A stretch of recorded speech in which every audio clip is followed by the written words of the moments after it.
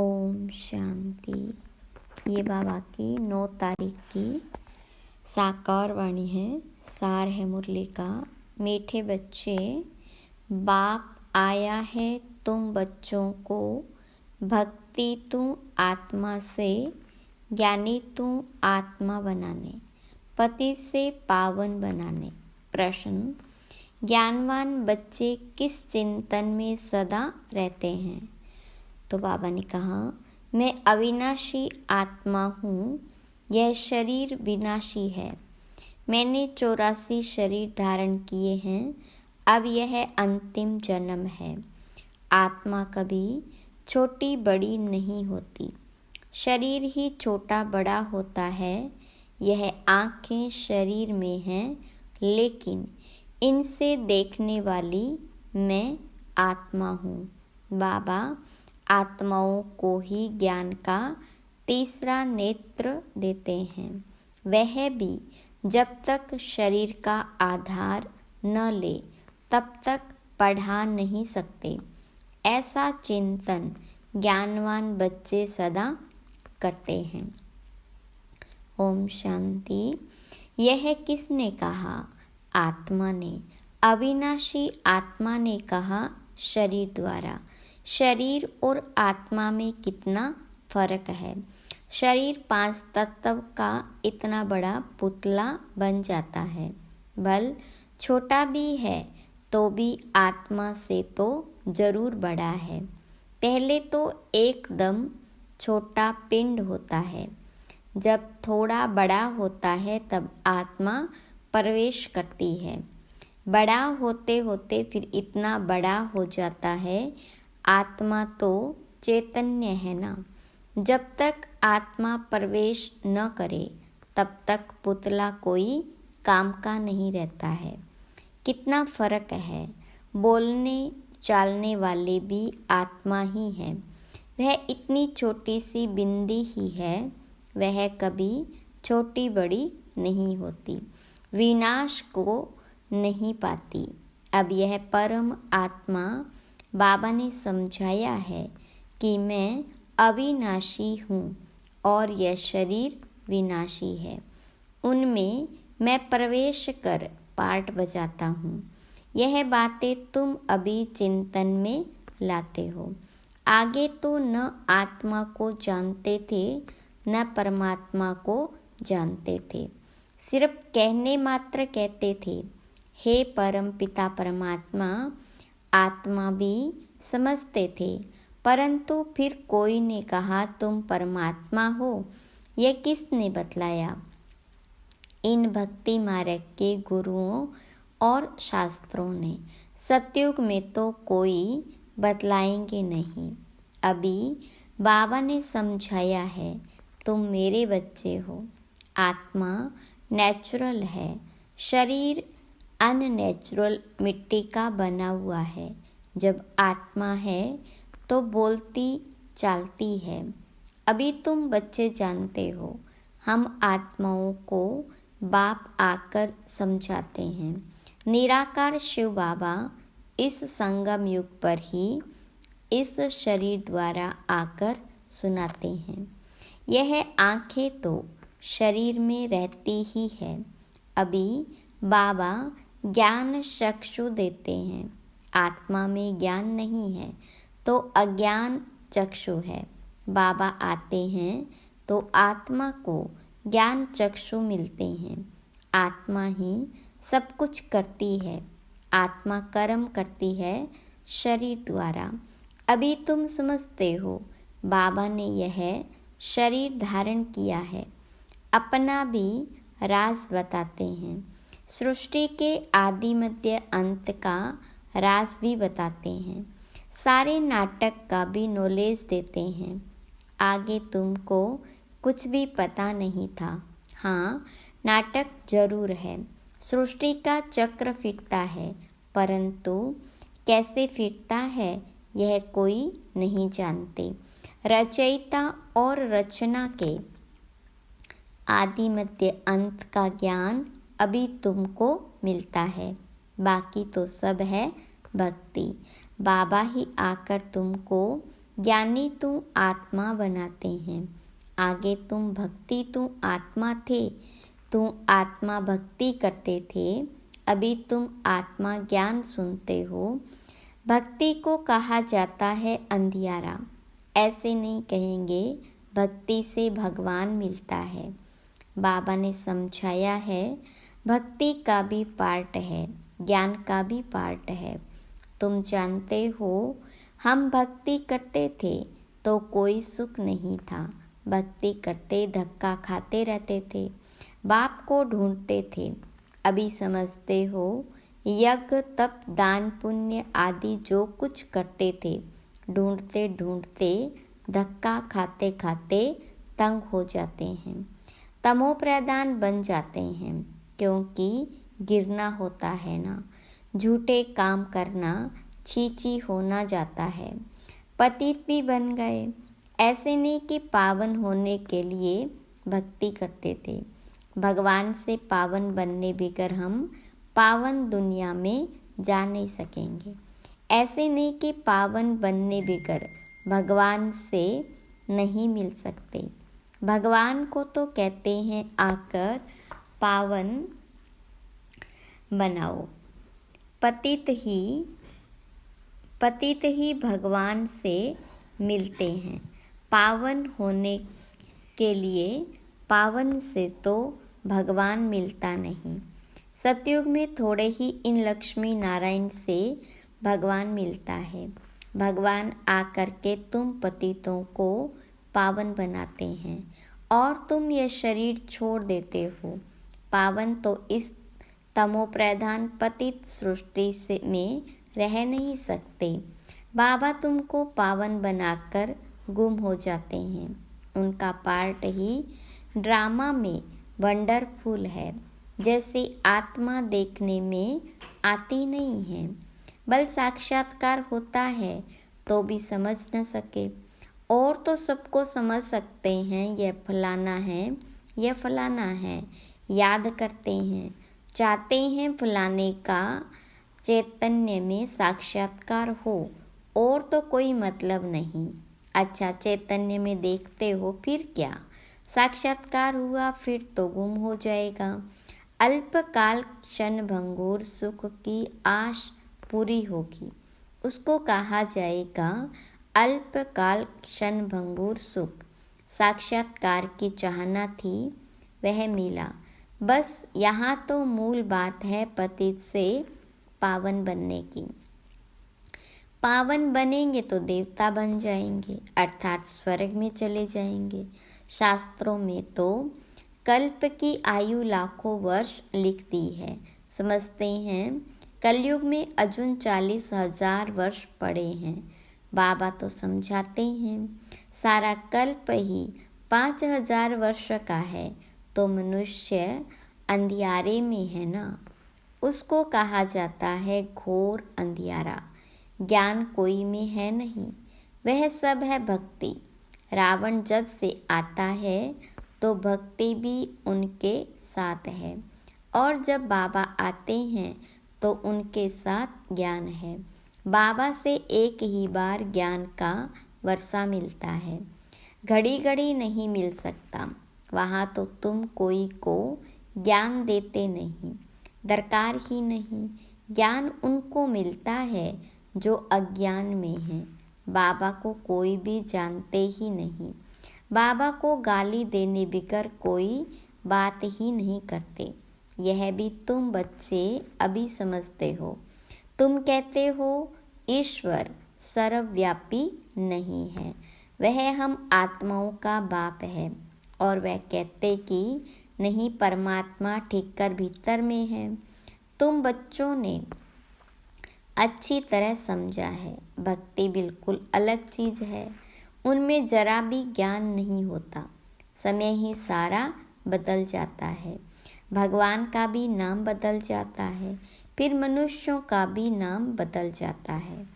पहले कहा जाता है देवता, फिर क्षत्रिय, वैश्य, शूद्र। वह दैवी गुणों वाले मनुष्य है, और यह है आसुरी गुणों वाले मनुष्य। बिल्कुल छीछी है।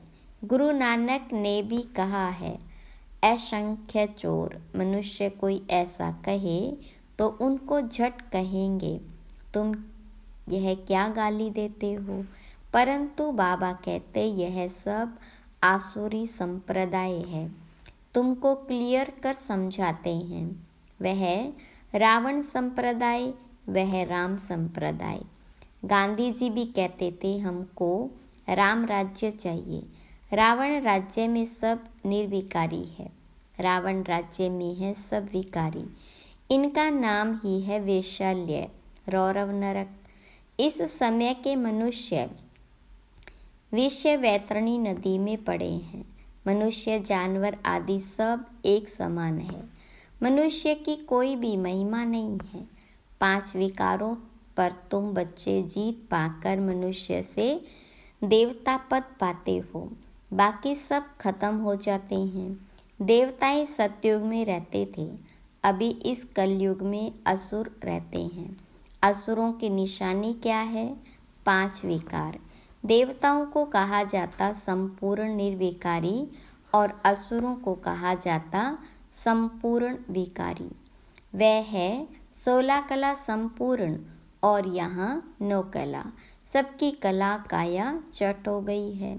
अब यह बाबा बच्चों को बैठ समझाते हैं। बाबा आते भी हैं पुरानी आसुरी दुनिया को चेंज करने। रावण राज्य वैशाल्य को शिवालय बनाते हैं। उन्होंने तो यहाँ ही नाम रख दिए, त्रिमूर्ति हाउस, त्रिमूर्ति रोड। आगे थोड़े यह नाम थे। अब होना क्या चाहिए? यह सारी दुनिया किसकी है? परमात्मा की है ना। परमात्मा की दुनिया है जो आधा कल्प पवित्र, आधा कल्प अपवित्र रहती है। क्रिएटर तो बाप को कहा जाता है ना, तो उनकी ही यह दुनिया हुई ना। बाबा समझाते हैं, मैं ही मालिक हूँ। मैं बीज रूप चैतन्य ज्ञान का सागर हूँ। मेरे में सारा ज्ञान है और कोई में नहीं। तुम समझ सकते हो, इस सृष्टि चक्र के आदि मध्य अंत का नॉलेज बाप में ही है। बाकी तो सब है गपोड़े। मुख्य गपोड़ा बहुत खराब है, जिसके लिए बाबा उलझना देते हैं। तुम मुझे ठिक्कर भीतर कुत्ते बिल्ली में समझ बैठे हो। तुम्हारी क्या दुर्दशा हो गई। नई दुनिया के मनुष्यों और पुरानी दुनिया के मनुष्यों में रात दिन का फर्क है। आधा कल्प से लेकर अपवित्र मनुष्य पवित्र देवताओं को माथा टेकते हैं। यह भी बच्चों को समझाया है। पहले पहले पूजा होती है शिव बाबा की, जो शिव बाबा ही तुमको पुजारी से पूज्य बनाते हैं। रावण तुमको पूज्य से पुजारी बनाते हैं। फिर बाबा ड्रामा प्लान अनुसार तुमको पूज्य बनाते हैं। रावण आदि यह सब नाम तो है ना।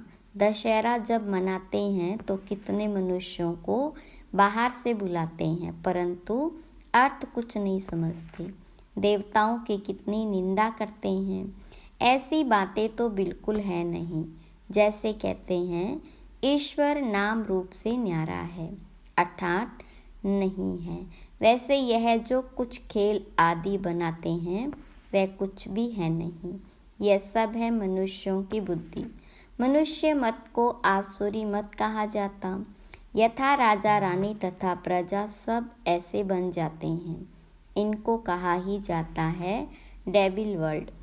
सब एक दो को गाली देते रहते हैं। तो बाबा समझाते, बच्चे जब बैठते हो तो अपने को आत्मा समझ बाबा को याद करो। तुम अज्ञान में थे तो परमात्मा को ऊपर में समझते थे। अभी तो जानते हो बाबा यहाँ आया हुआ है, तो तुम ऊपर में नहीं समझते हो। तुमने बाप को यहाँ बुलाया है इस तन में। तुम जब अपने अपने सेंटर्स पर बैठते हो तो समझेंगे शिव बाबा मधुबन में इनके तन में है। भक्ति मार्ग में तो परमात्मा को ऊपर में मानते थे। हे भगवान, अभी तुम बाबा को कहाँ याद करते हो? क्या बैठकर करते हो?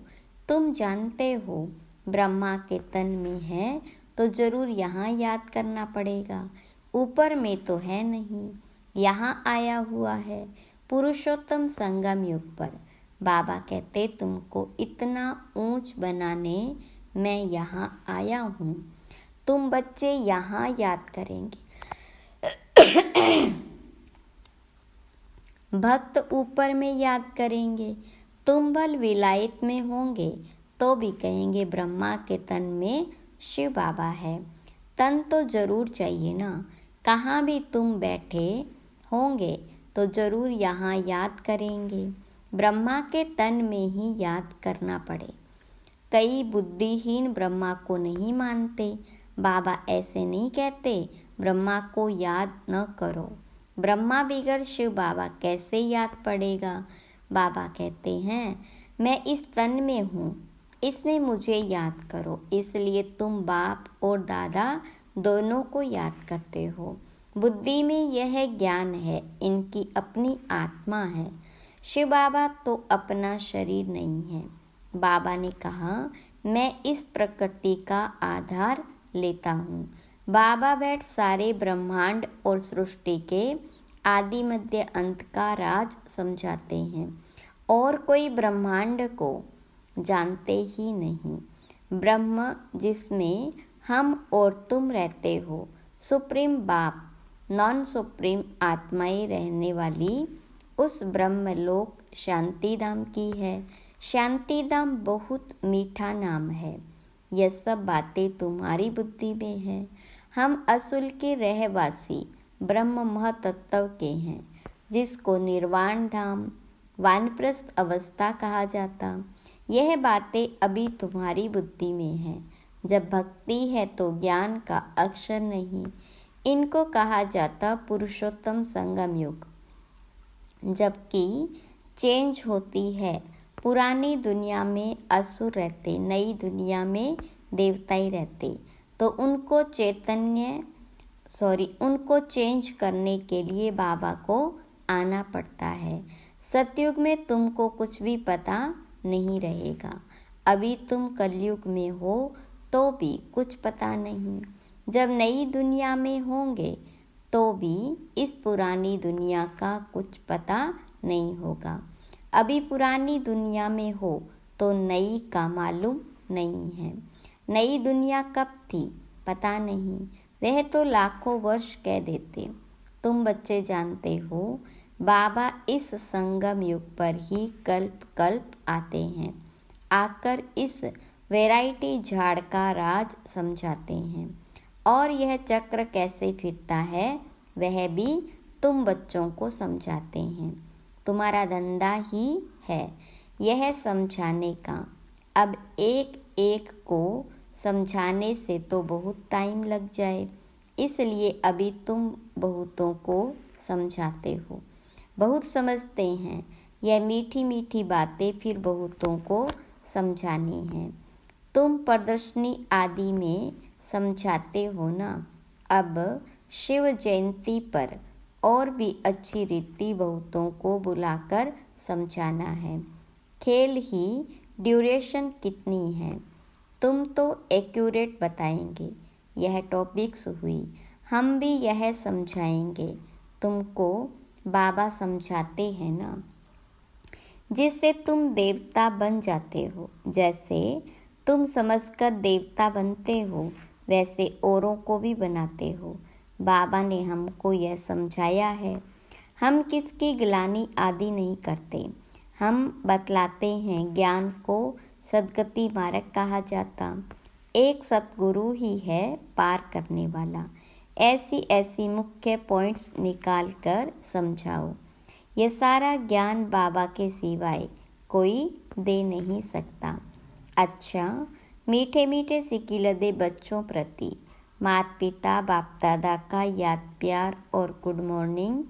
रूहानी बाप की रूहानी बच्चों को नमस्ते। रूहानी बच्चों की रूहानी बाप दादा को याद प्यार, गुड मॉर्निंग और नमस्ते। धारणा के लिए मुख्य सार। पहली पॉइंट, पुजारी से पूज्य बनने के लिए संपूर्ण निर्विकारी बनना है। ज्ञानवान बन स्वयं को स्वयं ही चेंज करना है। अल्पकाल सुख के पीछे नहीं जाना है। दूसरी पॉइंट, बाप और दादा दोनों को ही याद करना है। ब्रह्मा बिगर शिव बाबा याद आ नहीं सकता। भक्ति में ऊपर याद किया, अभी ब्रह्मा तन में आया है तो दोनों ही याद आने चाहिए। वरदान, हर कर्म में विजय का अटल निश्चय और नशा रखने वाले अधिकारी आत्मा भव। विस्तार, विजय हमारा जन्म सिद्ध अधिकार है। इस स्मृति से सदा उड़ते चलो। कुछ भी हो जाए ये स्मृति में लाओ कि मैं सदा विजयी हूँ। क्या भी हो जाए यह निश्चय अटल हो। नशे का आधार है ही निश्चय। निश्चय कम तो नशा कम, इसलिए कहते निश्चय बुद्धि विजयी। निश्चय में कभी कभी वाले नहीं बनना। अविनाशी बाप है तो अविनाशी प्राप्ति के अधिकारी बनो। हर कर्म में विजय का निश्चय और नशा हो। स्लोगन, बाबा के स्नेह की छत्र छाया के नीचे रहो तो कोई भी विघ्न ठहर नहीं सकता। अच्छा, ओम शांति।